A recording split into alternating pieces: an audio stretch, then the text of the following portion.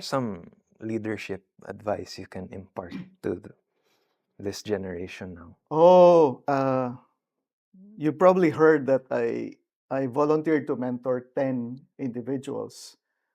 Mike, they're now 30. And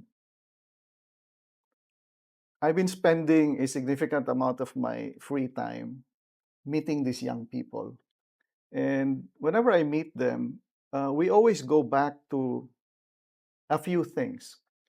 The first thing is the first question I ask, not always said immediately, but it's in my head, especially if certain issues suggest that the question might be relevant. Is the question is, do you have a close friend at work, or who do you have lunch with?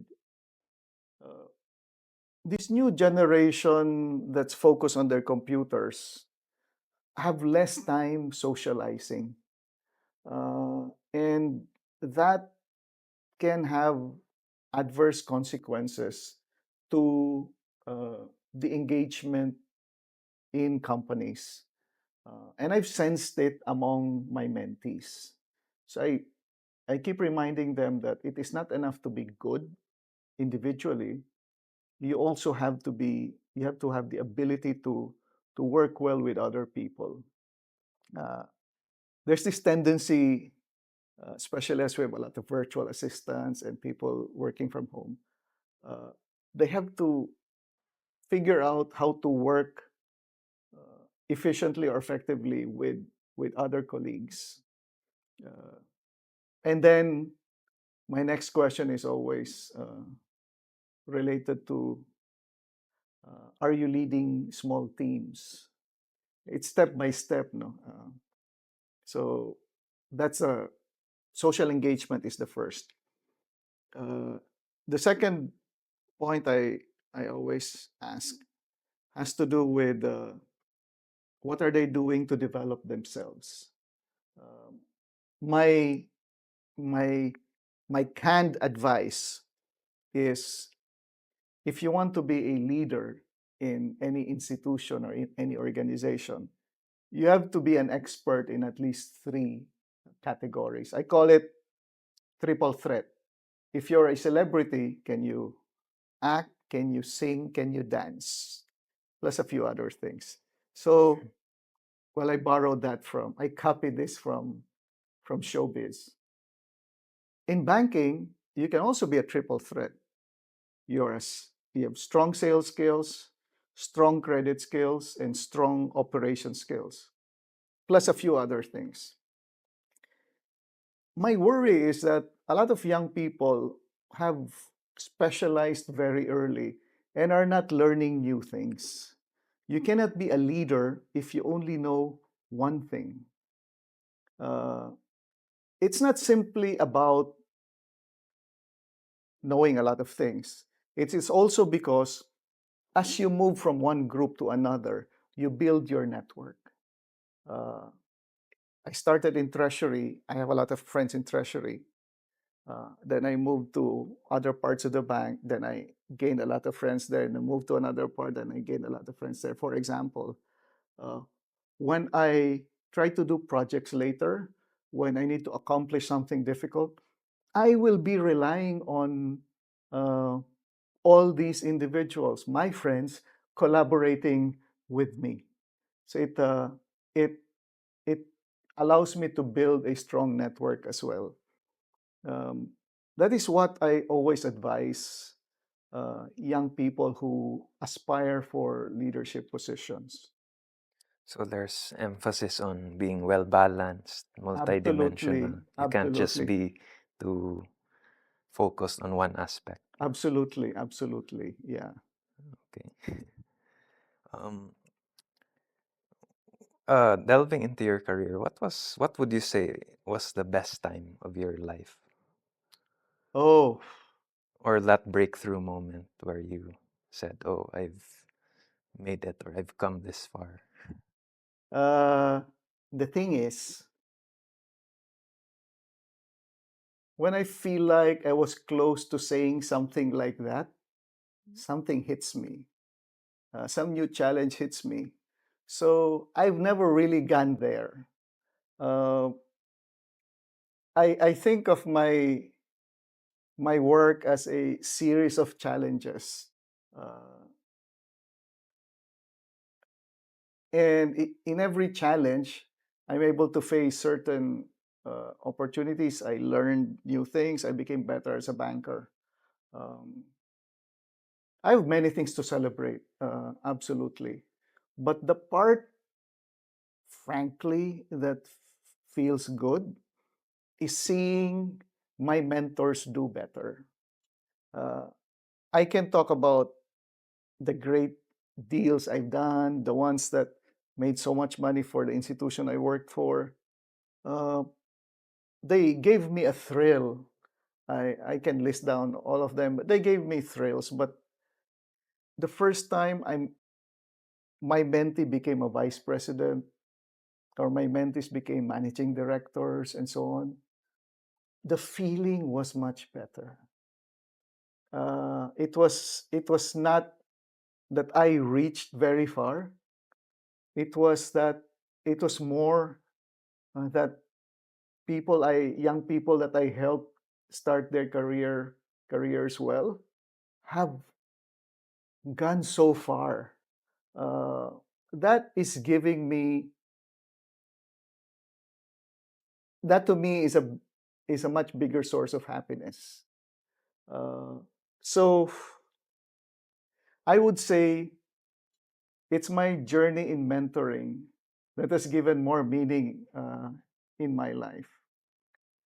Maybe the second source of satisfaction to me has been the success of RCBC over the last 5 years. So in this bank, we've formed a very solid uh, team of leaders who are experts in various fields. But what is different is that it's a very strong team that works closely together, that helps each other, that understands what each other's problems are. And that has allowed us to play hard and grow faster than everybody else.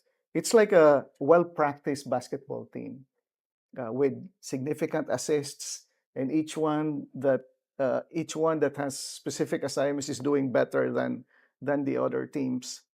To me, the formation of RCBC's leadership team, uh, I think, is one of the highlights of my career. Moving forward, what is the general vision for RCBC and what sets you apart from the others?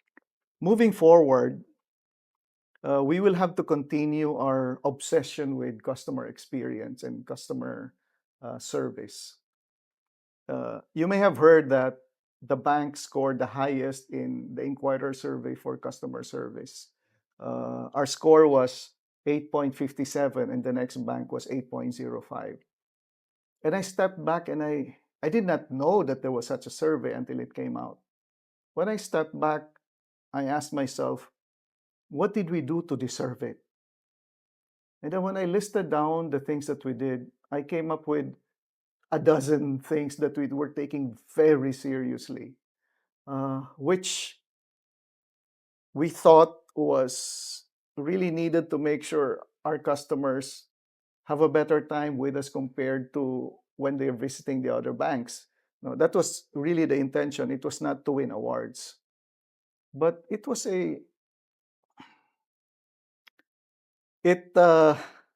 it was great for morale. It was great for morale because it was a result of uh, thousands of Filipinos being interviewed. It was not one of those surveys where it's small and unreliable. This was really the man on the street or the women in wherever locations uh, saying that they preferred our service. So moving forward, Mike, customer experience is going to be the biggest differentiator for the bank. We will make sure that uh, the call centers pick up the phones. It's not always perfect, but they do.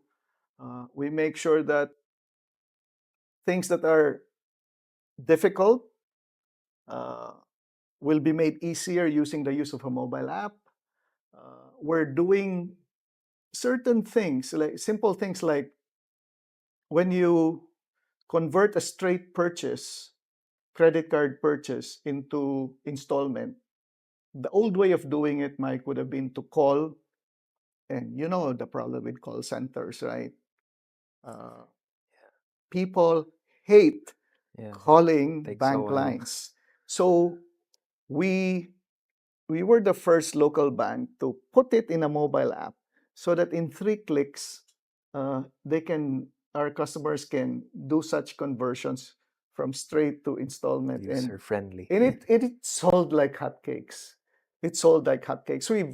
We've done at least half a dozen of those types of changes that make it easy for our customers to grab their phone and do something and not be stressed about calling. Another is uh, this product called Payday Now. We're the first bank that has done it in this scale. What happens is our payroll accounts uh, who want to advance 30-40% of their salary.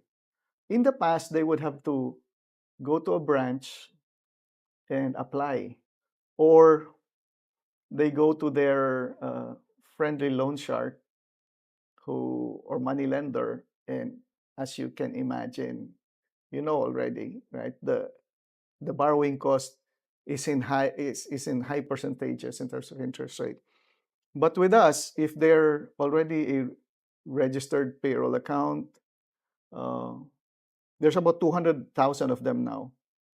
All they need to do is, if they have our mobile app, they can just click a few things, choose how much they borrow, and so on. And in over a minute, they can make that advance based on our mobile app. So we're looking at all those, as the industry would call, pain points, and address them one by one, one by one. Uh, so that, if you add all these new things that we put in, the banking experience is much, much more delightful. So that's really the direction that we're taking. From a strategic point of view, our focus continues to be SME and consumer loans. Uh, our SME book is growing very fast. Our focus is more provincial. Our credit card portfolio is the fastest growing portfolio in the market. It's anywhere from 47 to 52% growth year on year in terms of spending.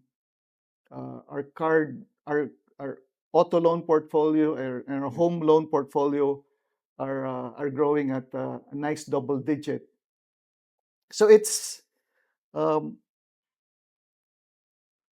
we are putting most of our resources behind those faster growing product groups. But then you'd notice that these faster growing product groups are really more retail than anything. They're more retail. And in a retail customer base, customer service is even more important because people talk. If they're not happy, they put it on Facebook uh, or they tell their friends about it. And bad news travels fast, as you know. Yeah. One So it's post can go yeah, so viral. it's more and more we're going to be less corporate and more retail and consumer, but it's going to also be much more based on customer experience. And usually, when we say customer experience, it almost always means that the solution we use has the 3 Ds. The design is changed, it's usually digital, and to personalize, we will be using data science and artificial intelligence to boost and improve the experience, including cutting the turnaround time to Mm. a much less near instantaneous delivery. It's exciting. It's exciting.